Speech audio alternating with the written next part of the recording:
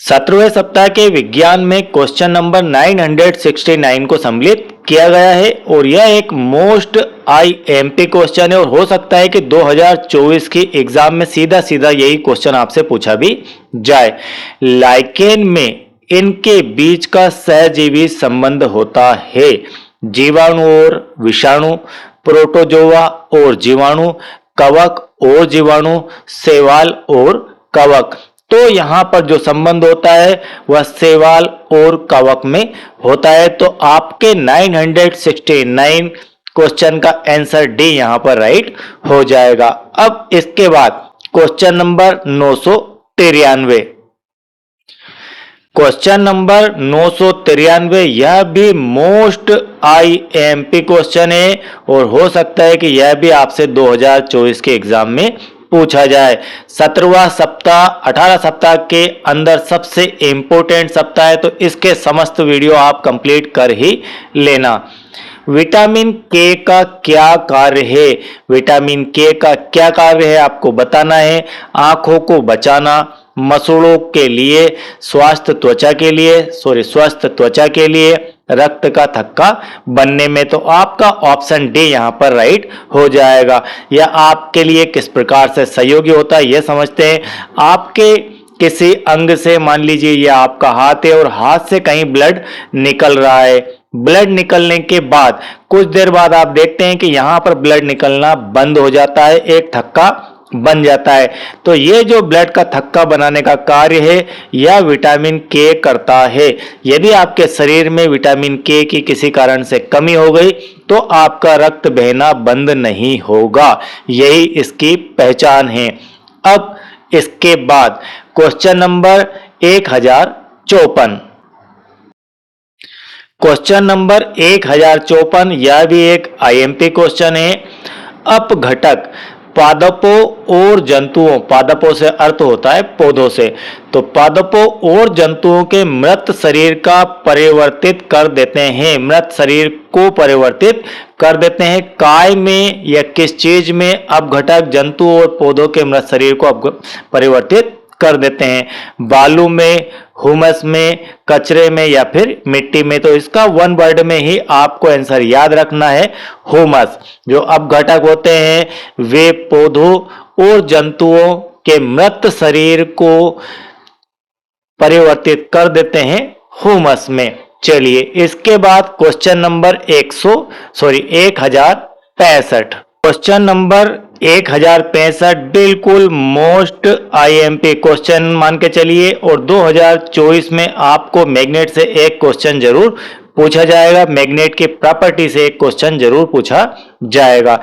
एक चुंबक के एक ध्रुव को दूसरे चुंबक के ध्रुव के समीप लाने की विभिन्न स्थितियां कॉलम 1 और कॉलम 2 में दर्शाई गई है और परिणाम को यहां पर दर्शाया गया है। रिक्त स्थानों की पूर्ति कीजिए। आपको रिक्त स्थान की पहले पूर्ति करना है और फिर दिए गए ऑप्शनों में इनका मिलान करना है। तो आपको यहां पर चुंबक की एक प्रॉपर्टी पता होना चाहिए। चुंबक के दो ध्रुव होते हैं, एक ध्रुव होता है N और एक ध्रुव होता है S। ठीक है, ये मान लीजिए आपकी चुंबक है। इसी प्रकार की कोई और चुंबक है, ये एक और चुंबक है, इसका ध्रुव S और इसका ध्रुव N। ठीक है, ये दो ध्रुव हो गए S और N। अब क्या होता है जब आपके चुंबक के समान ध्रुव, कैसे ध्यान रखना, समान ध्रुव, तो N के पास में यदि आप N को लाएंगे तो वह प्रतिकर्षित करेगी। क्या करेगी?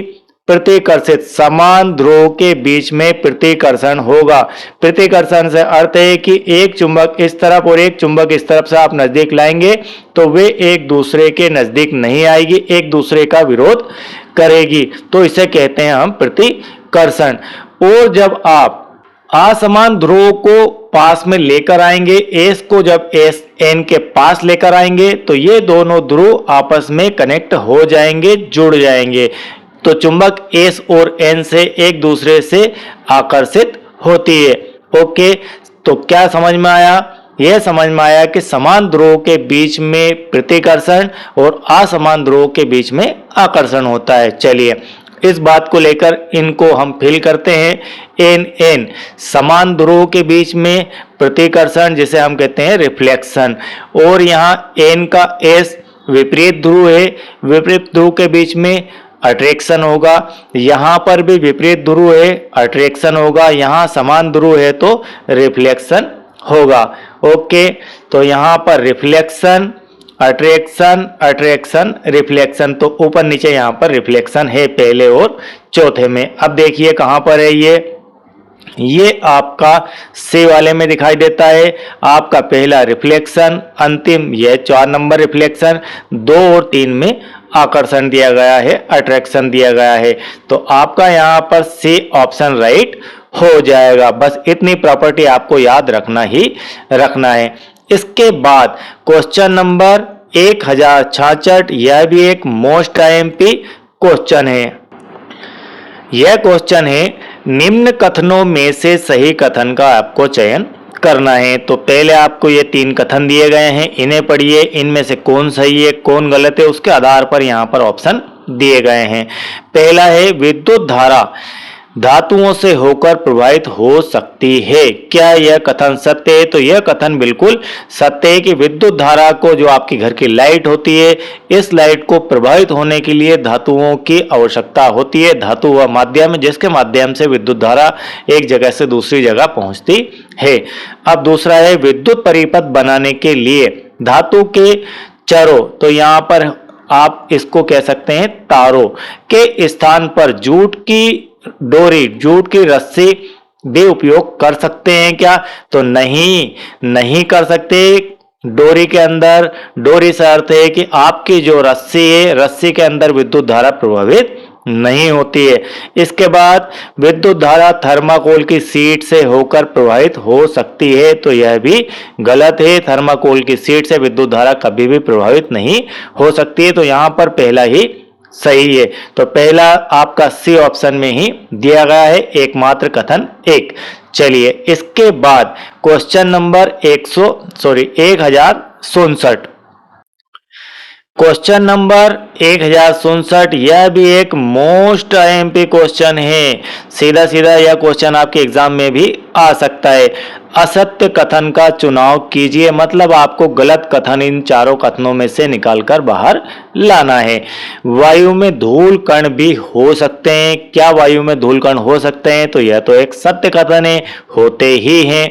नेक्स्ट है वायु जल तथा मिट्टी में उपस्थित होती है। तो वायु सभी जगह उपस्थित है, जल में भी है, मिट्टी में भी है। ओके, चलिए सी वाला वायुमंडल में, वायुमंडल के कुछ स्थान पर मिलती है। क्या वायुमंडल के कुछ स्थान पर मिलती है? बिल्कुल यह गलत बात है। वायुमंडल के सभी स्थानों पर, हर स्थान पर मिलती है। जब वो जल में हो सकती है, जब वो मिट्टी में हो सकती है, तो क्या हर स्थान पर नहीं है? तो यह कथन गलत है। जलीय जीव श्वसन के लिए जल में घुली वायु का प्रयोग करते हैं, तो यह भी सत्य है। तो ऑप्शन सी आपका यहाँ पर राइट हो जाएगा। अब इस क्वेश्चन के बाद क्वेश्चन नंबर 1068। क्वेश्चन नंबर 168, यह भी एक इम्पोर्टेंट क्वेश्चन है। यहां पर आपको कॉलम 1 और कॉलम 2 में कुछ विषय दिए गए हैं। कार्बोहाइड्रेट, प्रोटीन, विटामिन, आहारी रेशे, इस प्रकार से दिया गया है और इनके यहाँ पर कार्य दिए गए हैं, क्या फायदे होते हैं शरीर में, इनको यह दिए गए हैं। अब आपको इनको मिलान करना है। जैसे यहाँ पर कार्बोहाइड्रेट, वसा, जो कार्बोहाइड्रेट होता है, जो वसा होता है, यह हमारे किस काम आता है शरीर में? तो यह हमारा ऊर्जावर्धक भोजन होता है। इससे हमें शरीर को एनर्जी मिलती है। किससे? कार्बोहाइड्रेट से। अब नंबर 2 है प्रोटीन। प्रोटीन हमारा शरीर में क्या कार्य करता है? तो प्रोटीन जो है उससे शरीर को ताकत मिलती है। प्रोटीन से हमारे शरीर को ताकत मिलती है। नेक्स्ट है विटामिन और खनिज लवण। जो विटामिन और खनिज लवण होते हैं वे हमारे शरीर का रक्षा तंत्र होते हैं, शरीर की रक्षा करने वाला यह भोजन होता है।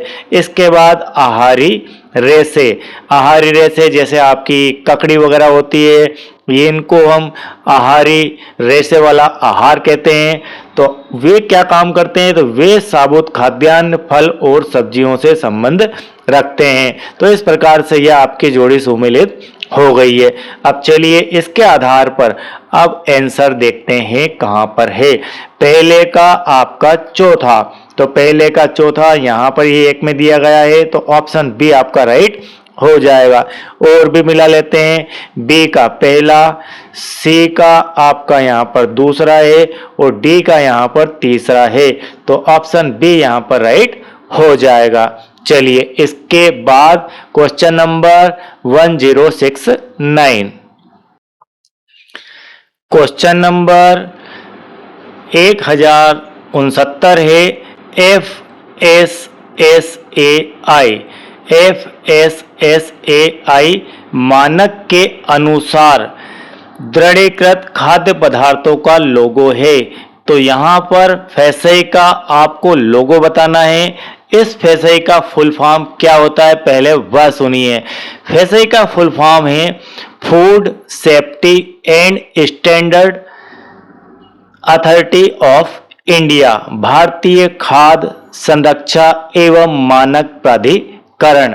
जिस भी खाद्य पदार्थ को ये FSSAI का साइन मिल जाता है वह खाद्य पदार्थ आपका खाने योग्य होता है।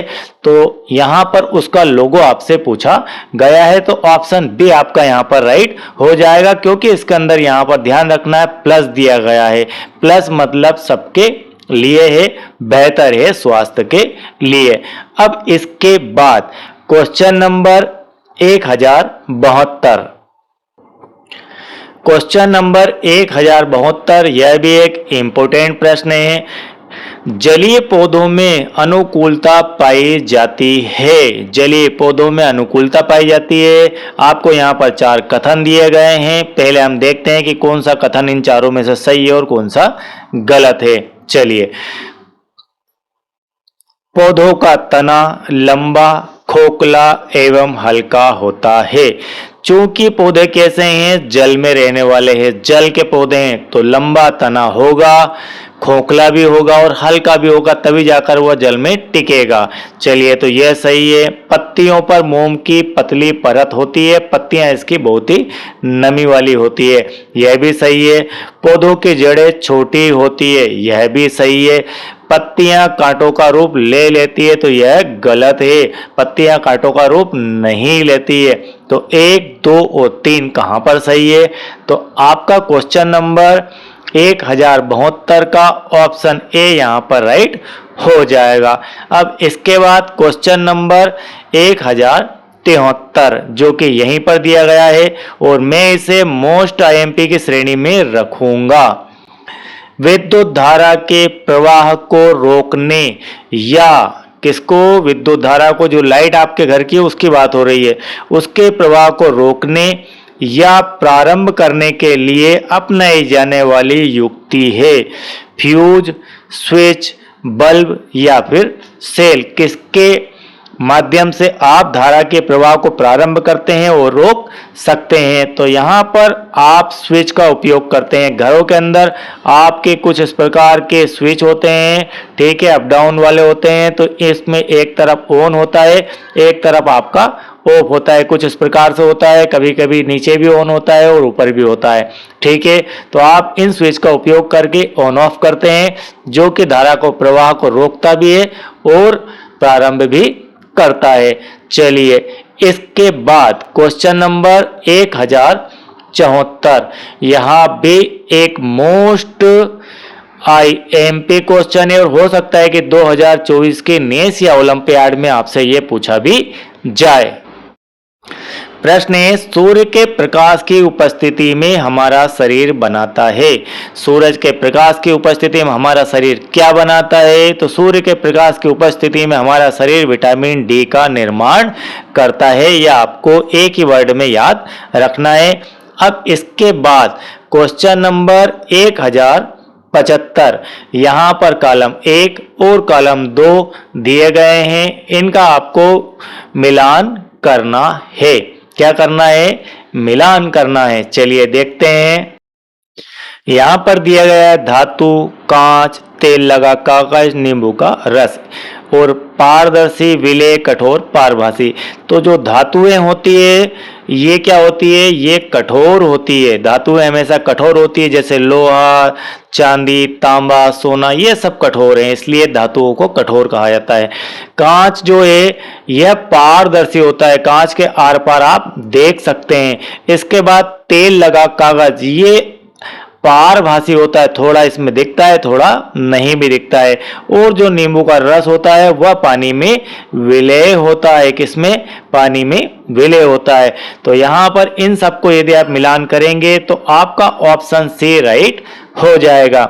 चलिए इसके बाद 1077 क्वेश्चन नंबर 1077, यह भी मोस्ट आईएमपी क्वेश्चन है। इस प्रकार से आपको जोड़ियां बनाने को तो नहीं आएगा इस क्वेश्चन से, लेकिन इन चारों को आपसे अलग अलग जरूर पूछा जा सकता है। इंडिविजुअल एक क्वेश्चन इन चारों में से जरूर आएगा। उपास्थि, उपास्थि जो है कान का ऊपरी भाग होता है, तो हम इसे यहां मिला सकते हैं कि कान का जो ऊपरी भाग होता है वो उपास्थि होता है, छोटी हड्डी होता है। हिंज, कब्जा, संधि, तो हिंज कब्जा संधि का संबंध आपका घुटना व कोहनी से होता है। इनके जो ज्वाइंट होते हैं उन्हें हम हिंज संधि कहते हैं। इसके बाद आपका सी वाला धुराग्र संधि, यह गर्दन के हड्डियों के बीच की संधि होती है। उसके बाद आईएमपी यह है कंधुखलिका संधि, डी वाला, तो डी वाले का सीधा सीधा आपका आ जाएगा कंधा। कंधे की जो हड्डी होती है वह आपके कंधुखलिका कहलाती है। तो इस प्रकार से ये जो आपके ऑप्शन है, पहले का आपका तीसरा, तो पहले का तीसरा, उसके बाद दो का पहला ये हो गया, सी का आपका यहाँ पर दूसरा और डी का चौथा, तो आपका ऑप्शन ए यहाँ पर राइट हो जाएगा। अब इसके बाद क्वेश्चन नंबर 1083, यह भी एक मोस्ट आईएमपी क्वेश्चन है। मरुस्थलीय पादपों में, अभी इससे पहले दो चार क्वेश्चन पहले आया था आपका जलीय पादप, अब बात की जा रही है मरुस्थलीय पादप।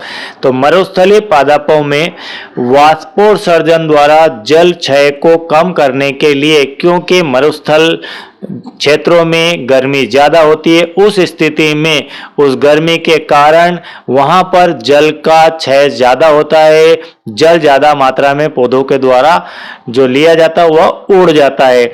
तो पादप का कौन सा भाग सल्क या कांटों में रूपांतरित हो जाता है, तो वे ऐसा रोकने के लिए कि ज्यादा जल ना उड़े उनके शरीर से, किनके, पादपों के, पौधों के, तो कौन सा ऐसा भाग है जो कि कांटों में परिवर्तित हो जाता है। तो वन वर्ड में ही आपको यह याद होना चाहिए कि उनकी जो पत्तियां हैं वह कांटों में परिवर्तित हो जाती है, इसीलिए यह आपका इंपोर्टेंट क्वेश्चन है। अब इसके बाद क्वेश्चन नंबर 1116, यह भी एक इंपोर्टेंट क्वेश्चन है। पौधों द्वारा लगातार उपयोग किए जाने से मृदा में पोषक तत्वों की मात्रा कम होने लगती है, अतः पौधों यदि बार बार या कई समय तक मिट्टी में आप खाद नहीं डालेंगे तो खाद का वहां से उपयोग करेंगे तो वहां पर पोषक तत्वों की कमी हो जाएगी। पौधों की अच्छी पैदावार के लिए मृदा में खाद एवं उर्वरक मिलाए जाते हैं। नीचे दिए गए कथनों में खाद के उपयोग से जुड़ा कौन सा कथन गलत है, आपको गलत कथन बताना है कि कौन सा खाद और उर्वरक से जुड़ा हुआ कथन गलत है। खाद मृदा की उर्वरकता बढ़ाती है, क्या यह कथन गलत है या सही है।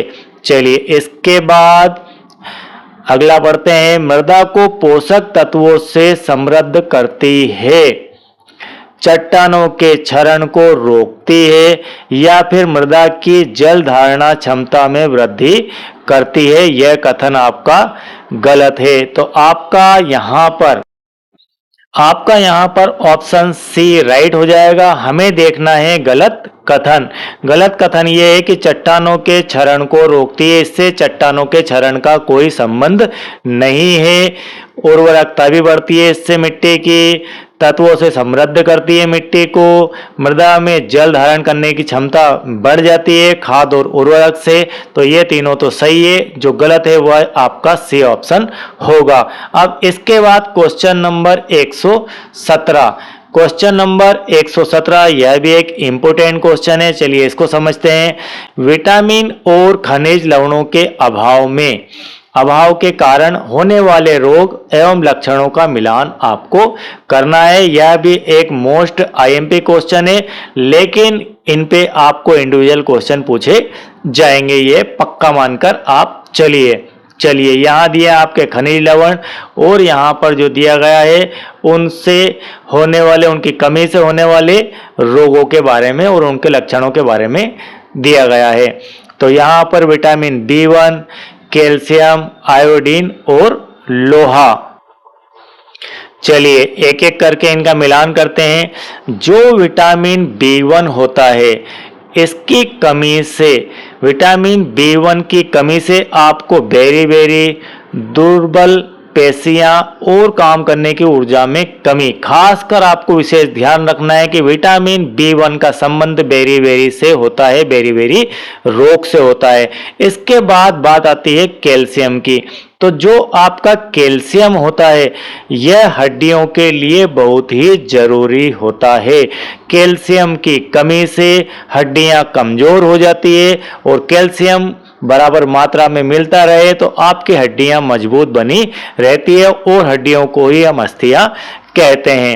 ओके, अब तीसरा है आपका आयोडीन। आयोडीन की कमी से आपका जो रोग होता है वह होता है घेंगा रोग, इसे कहते हैं घेंगा रोग।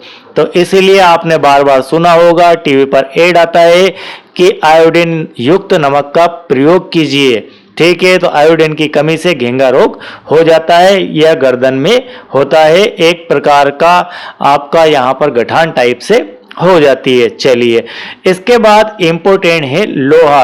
लोह तत्व की कमी से शरीर में कमजोरी आ जाती है, अरक्तता हो जाती है। इसका अर्थ है कि रक्त की कमी हो जाती है और जिसे हम एनीमिया भी कहते हैं। तो एनीमिया आपके शरीर में हो जाता है लोह तत्व की कमी से। अब देखिए ये सब कहां पर दिए गए हैं, ये सारे आपको बी ऑप्शन में दिए गए हैं। अब इसके बाद 17वें सप्ताह के विज्ञान का क्वेश्चन नंबर 118 और लास्ट। चलिए ये रहा आपका क्वेश्चन नंबर 118। क्वेश्चन नंबर 118 है और यह भी एक आईएमपी क्वेश्चन ही है। कॉलम ए में दिए गए आवास का मिलान कॉलम बी में दिए गए अनुकूलता से करिए। यहाँ पर आवास, यहाँ पर उनकी अनुकूलता। मरुस्थलीय आवास का जो संबंध होता है वह होता है शरीर से जल का ह्रास कम होना। ठीक है, मरुस्थलीय आवास का यह अर्थ है कि शरीर से जल का ह्रास कम होना। दूसरा है जलीय आवास। जलीय आवास का अर्थ है कि शरीर का धारा रेखीय होना। यदि जो मछली है उसका शरीर धारा रेखीय होता है और उसका आवास जो है वह पानी ही होता है, जल होता है। तो ये इसका हो जाएगा। तीसरा है पर्वतीय आवास। पर्वतीय आवास का संबंध शरीर लंबे बालों का ढका होना। पर्वत में जो पर्वतीय क्षेत्र होते हैं वहां पर ठंड ज्यादा गिरती है और ठंड ज्यादा होने के कारण उन्हें ठंड लगती है, तो प्रकृति ने उन्हें लंबे बालों से ढका हुआ शरीर दिया हुआ होता है। तो आपका यहाँ सी का संबंध 4 से हो जाएगा। इसके बाद बचता है हमारा घास स्थल। तो घास स्थल का संबंध शरीर का रंग मटमैला होना, शिकार से बचने के लिए, क्योंकि वहां पर पेड़ पौधे नहीं होते हैं, घास स्थल होते हैं, तो वहां पर शरीर का रंग मटमैला स्वतः ही प्रकृति द्वारा दिया होता है ताकि वह शिकार से बच सके, उनका शिकार ना हो सके। तो इस प्रकार से यह आपके ऑप्शन 3, 1, 4, 2 के क्रम में है। तो देखते हैं 3, 1, 4, 2 कहाँ है, यहाँ पर है क्या, नहीं है, यहाँ पर है क्या, नहीं है। चलिए इसके आगे बढ़ते हैं। तो यहाँ पर हमें दिखाई देता है डी में 3, उसके बाद 1, फिर 4 और फिर 2। तो यह डी ऑप्शन आपका राइट हो जाएगा। आई होप कि यह साइंस का पार्ट आपको बिल्कुल क्लियर समझ में आ गया होगा। और यदि आपने हिंदी, गणित और सोशल साइंस का 17वें सप्ताह का इंपॉर्टेंट क्वेश्चनों से भरा हुआ पार्ट नहीं देखा है तो वे सभी पार्ट आपको प्लेलिस्ट में देखने को मिल जाएंगे और प्लेलिस्ट की लिंक नीचे डिस्क्रिप्शन में दी गई है, वहां से आप उन्हें वॉच कर सकते हैं। और 18 सप्ताह के कंटेंट पूरे कंप्लीट करके मैंने प्लेलिस्ट में डाल दिए हैं, तो आप वहां से उन्हें वॉच कर लीजिए, तो ओलंपियाड और नेस की एग्जाम आपकी कंप्लीट हो जाएगी।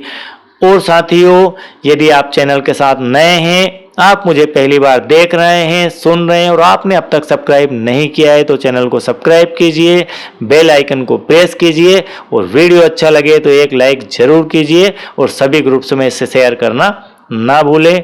Thank you very much.